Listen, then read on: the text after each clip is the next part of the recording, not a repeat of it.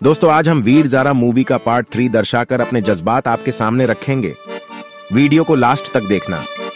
पिछले वीडियो में हमने बताया था कि वीर ज़ारा को कैसे मिलता है, आगे क्या होता है। चलिए शुरू करते हैं। यहाँ पे सम्या पूछती है वीर से, तो क्या ज़ारा तुम्हारे साथ जाने के लिए तैयार हुई? वीर कहता है, जाती कैसे नहीं, एक पाकिस्तानी ने एक हिंदुस्तानी से वादा जो किया था। आखिर पाकिस्तान की इज्जत का सवाल था, उसको तो आना ही था। आखिर उसके मुल्क की इज्जत का सवाल था। अगले सीन में वीर ज़ारा को लेकर अपने अपने गांव जा रहा है। इस सीन में वीर ज़ारा से पूछता है, आप इतना डरी हुई क्यों हैं? कहीं मम्मी का डर तो नहीं सता रहा? ज़ारा कहती है, मुझे ऊंचाई से डर लगता है। तो वीर कहता है, तो आपने मुझे पहले क्यों नहीं बताया? चलिए ये चने खा लीजिए। वो डरती हुई चने खाती है। अब गांव का सीन दिखाई देता है जहां कुछ बच्चे क्रिकेट खेल रहे होते हैं। वीर और ज़ारा को देखकर सब खुशी से भागने लगते हैं कि वीर भैया आ गया, वीर भैया आ गया, चिल्लाते हुए भागते हैं। कुछ औरतें बातें बनाती हुई जा रही होती हैं कि वीर तो शादी करके आया है, उसके साथ एक लड़की जो आ रही है। और यहाँ वीर की माती काम कर रही होती है कि एक छोटी बच्ची उसके पास आके कहती है, वीर भैया आ गया और साथ में एक लड़की भी है। मुझे तो लगता है वीर भैया ने शादी कर ली। माती कहती है, मेरा वीर मुझे बताए बिना कभी शादी नहीं कर सकता। बच्ची कहती है, माती में सच कह रही है, वीर भैया के साथ एक लड़की भी है। पूरा गांव उनको देख रहा है। माती थोड़ा अपसेट होके बोलती है, आने दो इस वीर को, मैं भी इससे बात नहीं करूंगी। और चौधरी सुमेर सिंह को आवाज लगाती है जो इनके हस्बैंड है। यहाँ चौधरी सुमेर सिंह बच्चों के साथ हॉकी खेलते नजर आते हैं। माती की आवाज सुनकर बोलते हैं, आ रहा हूँ, आ रहा हूँ। एक बच्चा बोलता है, माती आपको बुला रही है। तो सुमेर सिंह बड़बड़ाने लगते हैं कि ये भी हमेशा गलत टाइम पे बुलाती है। बच्चे को बोलते हैं, ओ तू यहाँ आ, एक बात सुन, कभी गलती से भी शादी मत करना। अगर कर ली तो जिंदगी में कभी कुछ नहीं कर पाएगा। इतने में माती इनके पास आती है तो सुमेर सिंह कहते हैं, कितनी बार कहा है, खेल के बीच में बुलाकर डिस्टर्ब न किया करो। माती कहती है, अगर मरने का इतना ही शौक है तो बिस्तर पे लेट कर मरो, यहाँ पोतों की उम्र के बच्चों के साथ खेल कर अपनी हड्डियां मत तोड़वाओ। सुमेर सिंह कहते हैं, एक बात सुनो, पूरे गांव में कोई ऐसा खिलाड़ी नहीं जो सुमेर सिंह को हरा सके। माती कहती है, देखो तुम्हारा बेटा क्या करके आया है। सुमेर सिंह कहते हैं, वीरू आ गया। इधर उधर देखने लगते हैं। तब माती कहती है, वो अकेला नहीं आया, शादी करके आया है। सुमेर सिंह कहते हैं, अरे क्या बात कर रहे हो? उधर वीरू गांव में आ रहा होता है। पूरे गांव के लोग उसके पीछे पीछे आते हैं। पास में आकर आशीर्वाद लेता है तो सुमेर सिंह उसकी खींचाई करने लगते हैं कि तूने शादी कर ली, हमें बताया भी नहीं। तब वीरू बताता है, मैंने कोई शादी नहीं की, ये तो मेरी दोस्त है, इसको मैंने रेस्क्यू में बचाया है और आपसे मिलाने लेकर आ गया बस। ज़ारा की तरफ देखकर बोलते हैं, तभी तो मैं सोचूं कि इतनी सुंदर लड़की इस बेवकूफ से कैसे पट गई। बेटी तुम्हारा क्या नाम है? सुमेर सिंह कहते हैं, बेटा तुम्हारा नाम क्या है? वो बोलती है, मेरा नाम ज़ारा है, ज़ारा हयात खान। माती कहती है, बहुत खूबसूरत है, और कहां से हो? ज़ारा कहती है, पाकिस्तान से।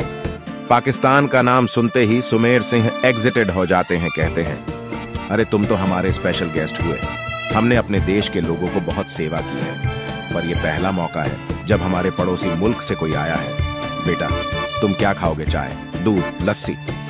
माती कहती है, ओहो बस करो जी, बेटा तुम मेरे साथ आओ। वो चली जाती है। तब सुमेर सिंह वीरू को बुलाकर पूछते हैं, वीरू तू मेरा सामान। ज़ारा को साइकिल पे गांव में घुमाने ले जाते हैं।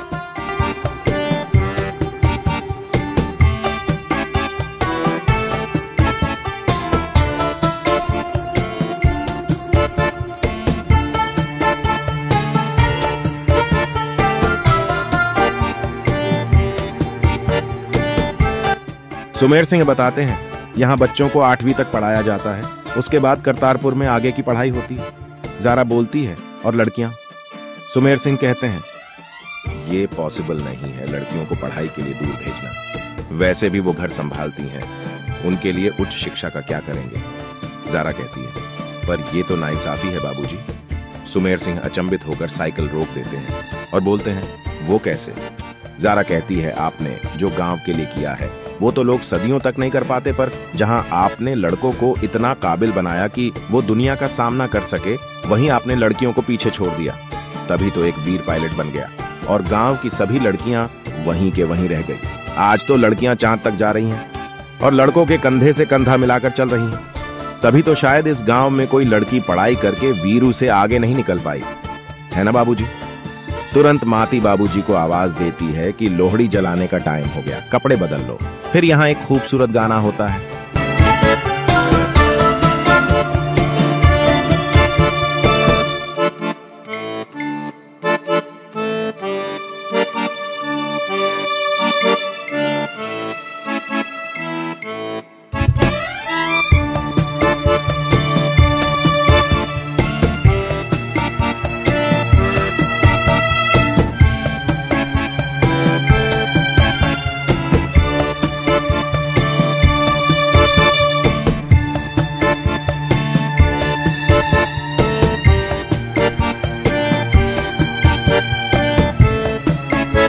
यहाँ वीरू बाबूजी को ये बोलते हुए आता है माती, और मैंने आपको सब जगह देख लिया और आप यहाँ बैठे हैं। नाश्ता ठंडा हो रहा है, जल्दी आओ, मुझे निकलना भी है। खैर, सुमेर सिंह उसको अपने पास बुलाकर बिठा लेते हैं और बोलते हैं, मुझे बड़ा गर्व था कि मैंने इस गांव के लिए कितना कुछ किया, लेकिन कल उस बच्ची ने मासूम सा सवाल करके मुझे एहसास दिला दिया कि मैंने कुछ भी नहीं किया है। मेरी जिंदगी के बस अब कुछ ही साल बचे हैं। मैं जितना कर सकता था किया। मेरे मरने के बाद ये गांव अनाथ हो जाएगा, सारा काम अधूरा रह जाएगा, और मैं एक खूबसूरत सपना देख रहा हूं। मुझे नहीं पता वो पूरा होगा कि नहीं। वीरू पूछता है, और वो सपना क्या है? जैसे मैं और माती साइकिल पे बैठ के जाते हैं, वैसे तुम और तुम्हारी पत्नी को साइकिल पे पीछे बैठकर जाते देखता हूं, तब ये गांव अनाथ नहीं रहेगा। मगर तुम तो अब स्क्वाड्रन लीडर वीर प्रताप सिंह बन गए हो, तुम तो शहर में सेटल हो जाओगे, इस गांव की फिक्र क्यों करोगे? तब वीरू बोलता है, नहीं बाबूजी, सबसे पहले मैं आपका वीरू हूं, और अगर आपने सपना देख ही लिया है तो जरूर पूरा होगा। पर मैं साइकिल पे नहीं, हेलीकॉप्टर से इस गांव के चक्कर लगाऊंगा। चलेगा बाबूजी? चलो अभी, नहीं तो माती मार डालेगी। ओ वीरू, एक और चीज, मैंने सपने में वो लड़की भी देखी है जो तुम्हारी साइकिल के पीछे बैठी है। वीरू जाते जाते रुक जाता है और बोलता है, बाबूजी, लगता है आज सुबह सुबह ही आपने रम पी ली है। वो पाकिस्तानी है। वीरू ये बात जारा के लिए बोलता है। तब सुमेर सिंह बोलते हैं, अरे चाहे पाकिस्तानी हो या चीनी, जापानी, जो भी हो, मैं बस देख रहा हूं। जब साइकिल पर बैठकर उसका हाथ तुम्हारे कंधे पे होगा, वो कभी तुमको गलत रास्ते पे नहीं जाने देगी। जब एक सही औरत एक मर्द की जिंदगी में आती है ना, तब मर्द की जिंदगी मुकम्मल होती है। जैसे मैं अधूरा हूं तेरी माती के बिना, वैसे ही तुम अधूरे हो झारा के बिना। इसलिए पहले तुम खुद को समझो, अपने दिल की सुनो, उसके तुरंत बाद जारा को अपने दिल की बात बोल दो, नहीं तो फिर बहुत देर हो जाएगी। वीरू कहता है, बाबूजी, सपना तो ठीक है, लेकिन अगर साइकिल पे पीछे की जगह आगे बिठाऊं तो चलेगा? बाबूजी कहते हैं, हाँ चलेगा। तो अब मैं उसको बता दूं? वीरू कहता है, नहीं मैं। बाबूजी कहते हैं, मैं बताऊंगा। वीरू कहता है, मेरी शादी है तो मैं बताऊंगा। दोनों कहते हुए नीचे चले जाते हैं। यहां जारा वापस जाने के लिए तैयार हो जाती है और माती को अलविदा करने आती है। माती कहती है, मैं तुझे एक ही शर्त पे जाने दूंगी, जब तू वापस आने का वादा करेगी।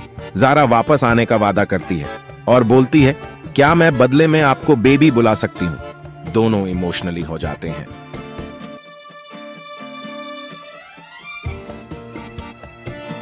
फिर वीरू आ जाता है, दोनों में बात होती है।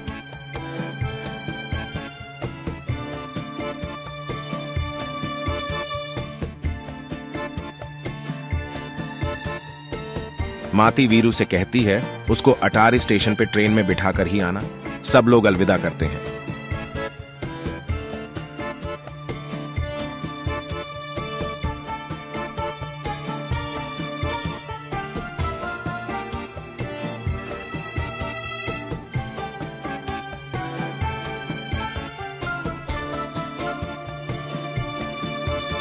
यहां जारा वीरू को थैंक्स बोलती है और कहती है, आपने इस एक दिन में इतनी सारी यादें जिंदगी भर के लिए दे दी हैं।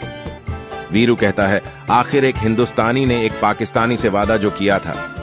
जारा कहती है, मुझे लगता है मेरी बेबी की अस्थियां यहां लाना तो सिर्फ एक बहाना था। खुदा को मुझे आप लोगों से मिलाना था। मेरी किस्मत में आप सब लोगों से मिलना लिखा था। वीरू, क्या आप किस्मत में मानते हैं? वीरू कहता है, अब तक तो नहीं मानता था, पर अब मानने लगा हूं। तभी जारा का पैर फिसल जाता है और उसको चोट लग जाती है। वो चल नहीं पाती। वीरू इसकी पाजेब निकल देता है, बोलता है इसे मैं रख लेता हूं, बाद में वापस कर दूंगा, और उसको सहारा देकर उठा लेता है।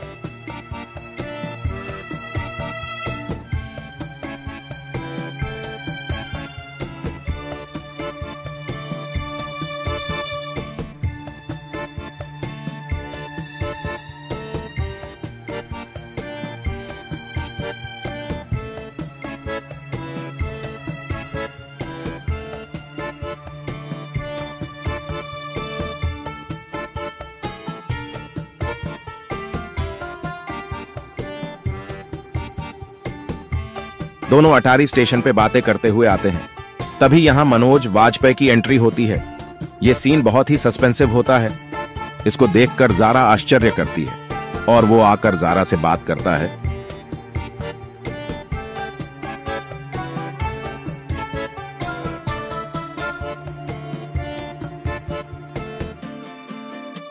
तभी ज़ारा इन दोनों का इंट्रोडक्शन कराती है। जैसे ही ज़ारा बोलती है, ये हैं रजा शिराजी, मेरे मंगेतर, वहीं पे वीरू का दिल टूट जाता है।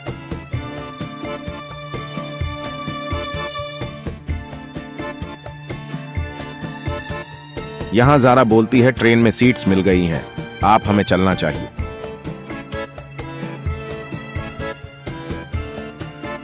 और हां, एक और बात मैं तो रजा में बारे में बताना ही भूल गई। वीर कहता है बहुत भारी भूल कर दी आपने। ज़ारा कहती है क्या?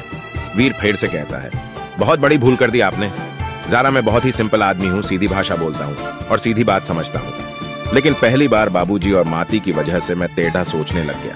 पूरे रास्ते मैं यही सोचता रहा कि किसी तरह मैं आपको यहां पे रोक लूं, आपको जाने न दूं और आपसे कह दूं कि आप मुझे बहुत अच्छी लगती हैं और कहीं मैं भी आपको ठीक ठाक लगा हूं तो हम दोनों शादी कर लेते हैं। ये जिंदगी पिछले 2 दिनों की तरह हंसते खेलते कट जाएगी। पर ये ऊपर वाला भी अजीब है। पूरे रास्ते मेरा हौसला बढ़ाता रहा और यहां पहुंचते ही कहानी बदल दी। आप ये सोच रही होंगी कि अब मैं ये सब आपसे क्यों कह रहा हूं। प्लीज आप मुझे गलत मत समझिए। मैं जानता हूं आप किसी और की अमानत हैं और न तो हम दोनों के बीच में ऐसा कोई रिश्ता है और न ही ऐसा कोई रिश्ता होगा। लेकिन कभी भी कहीं भी एक दोस्त की जरूरत पड़े तो याद रखिएगा कि सरहद पार एक ऐसा शख्स है जो आपके लिए अपनी जान भी दे देगा। इतने में शिराजी आ जाता है। इन दोनों के बीच में भी बातें शुरू हो जाती हैं। बाद में एक सुपरहिट सॉन्ग भी होता है।